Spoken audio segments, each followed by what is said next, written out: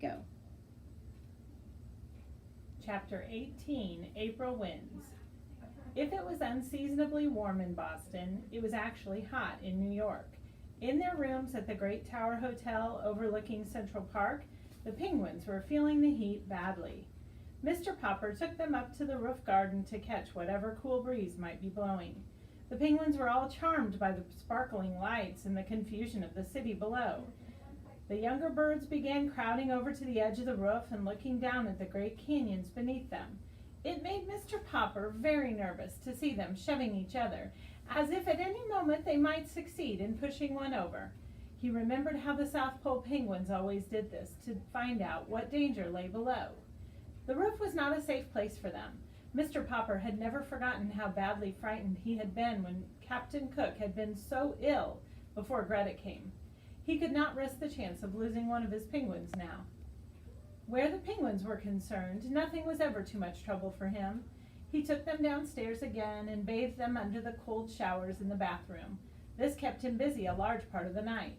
With all this lack of sleep, he was quite drowsy the next morning when he had to call the taxis to get to the theater. Besides, Mr. Popper had always been a little absent-minded. This is how he made his great mistake when he said to the first taxi driver, "Regal Theater." "Yes, sir," said the driver, threading his way in and out of the traffic of Broadway, which greatly interested both the children and the penguins. They had almost reached the theater when the driver suddenly turned. "Say," he said, "you don't mean to say those penguins are going to be on the same bill with Swenson seals, do you?" "I don't know what else is on the bill," said Mr. Popper, paying him. "Anyway, here's the Regal," and they piled out and filed in the stage entrance. In the wings stood a large, burly, red-faced man. "So these are the Popper performing penguins, huh?" he said.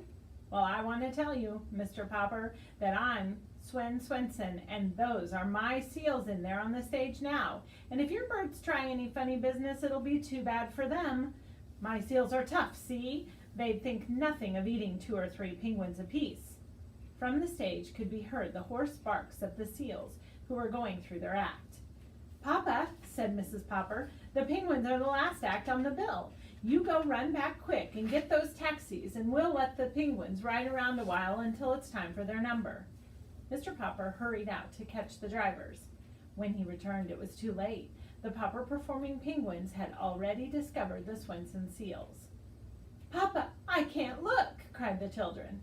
There was a sound of dreadful confusion on the stage. The audience was in an uproar, and the curtain was quickly rung down. When the Poppers rushed onto the stage, both penguins and seals had found the stairway leading to the Swenson dressing room and were on their way upstairs. "I can't bear to think what's happening up there," said Mr. Popper with a shudder. Mr. Swenson only laughed. "I hope your birds were insured, Popper," he said. "How much were they worth?" "Well, let's go up and look." "You go up, Papa," said Mrs. Popper. "Bill, you run out of the theater and call the police to come and try to save some of our penguins." "I'll go get the fire department," said Janie. When the firemen, with a great clanging, came and set up their ladders so that they could get in through the window of Mr. Swenson's dressing room, they were a little vexed to find out there was no fire at all. However, when they found 6 black mustached seals sitting barking in the middle of the room with 12 penguins parading gaily around them in a square, they felt better. Then the policemen came in their patrol and climbed up the ladder which the firemen had left against the building. By the time they too came through the window, they could scarcely believe their eyes, for the firemen had put firemen's helmets on the penguins, which made the delighted birds look very silly and girlish. Seeing the firemen so friendly with the penguins, the policemen naturally took sides with the seals and put policemen's caps on them.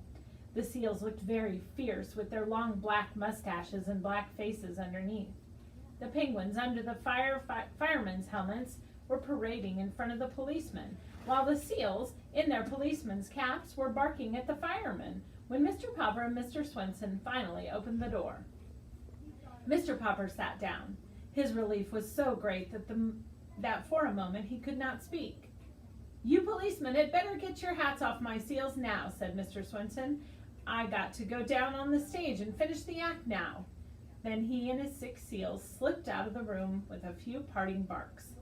"Well, goodbye, ducks," said the firemen, regretfully removing their helmets from the penguins and putting them on their own heads. Then they disappeared down the ladder.